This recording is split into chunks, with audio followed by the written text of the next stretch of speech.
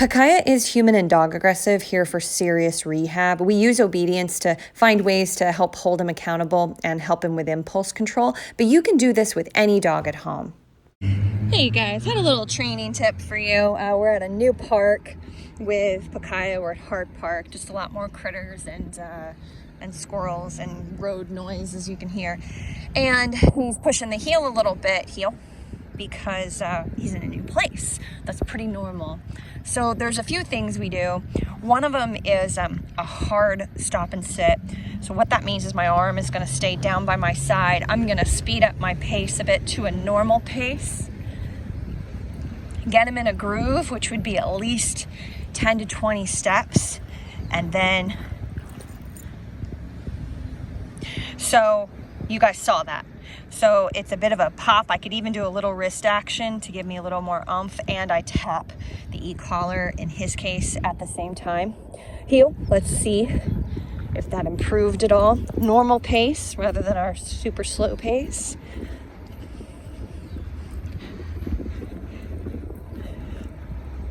Look at that. Good boy. Good job, buddy.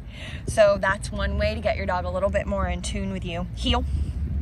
Now, another way is we'll do tap and turns. I'm going to scroll down a little bit. So I'm going to walk, and then when I turn, I'm just going to tap the button. Good boy. It's very low. So it's at what I would consider a cue level. And what that means is he just barely feels it. It's like a perception level. You can't even really tell that he feels it. Just through working with him, I know that he does.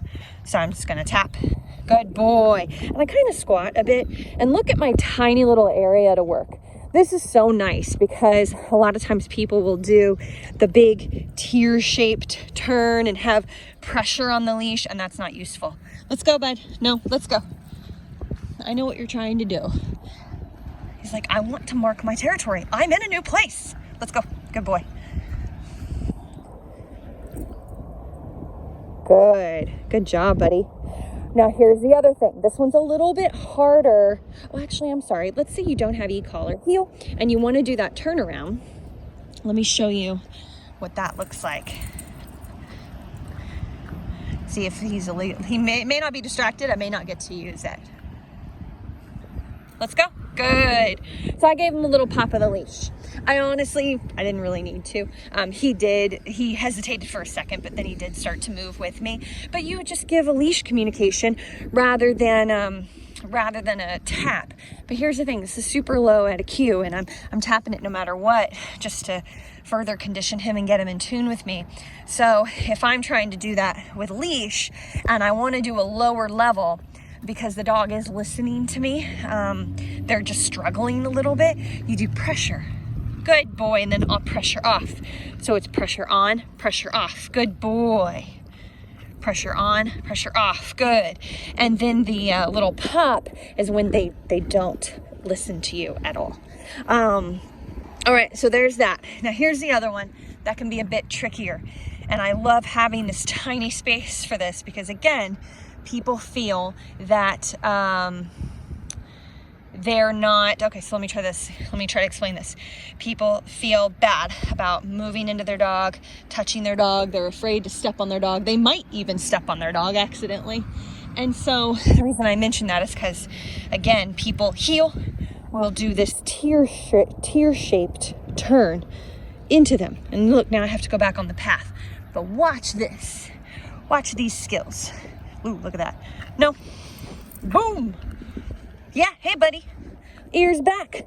He's looking at a guy walking by with a cane. Not an older guy. I think he planned on hiking. It looks like he's got some hiking sticks. But you guys saw that? See that move? It's like you're moving through them. And especially when they're pushing the heel, or like you saw right there, hyper alert on something. I'm doing e-collar training, so I also tapped when I said NO and moved into them. Now that was a firmer move in because he was aroused. Well, what if I'm just practicing it? Practicing moving into my dog so he understands what I'm asking. Heel. Good. Let's go. He actually didn't get out of my way like he normally does. And so I do believe that that's because we're in a new place. I am using the leash out and like away like this. I'm bending over to like show that, let's go, bud. What are you looking at? Squirrel? Let's go. I'm bending over a bit to give that leash guidance out into the sides. Let's see if I can show that again. Heel. Good. So I'm going kind of back and out to the side. Like that. Heel. Good. Now he's doing really good. Staying out of my way. Good job, bud. So anyway, you don't want to just practice these moves when it's really hard for your dog. That's honestly unfair.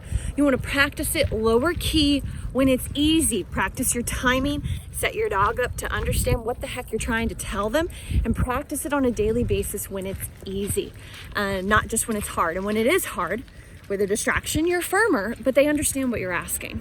He was on potty break, and then this is what happened. We see a doggy. So really low key. Pakaya, come. No, Pakaya, come. Good boy. Good job. His come is a little weird, but sit. When he's distracted, he kind of just follows alongside of me. Sit, rather than coming to me. We'll clean that up, but that's a good distraction moment just to show you guys. Break. Yeah. See if he looks over at the dog again. Pakaya, come. Yeah, good boy. Good job. Sit. That's a cleaner one too. Sit. Tells me he's a little calmer, which is good. I know, this is messed up. We gotta fix that. There you go. Good job, buddy.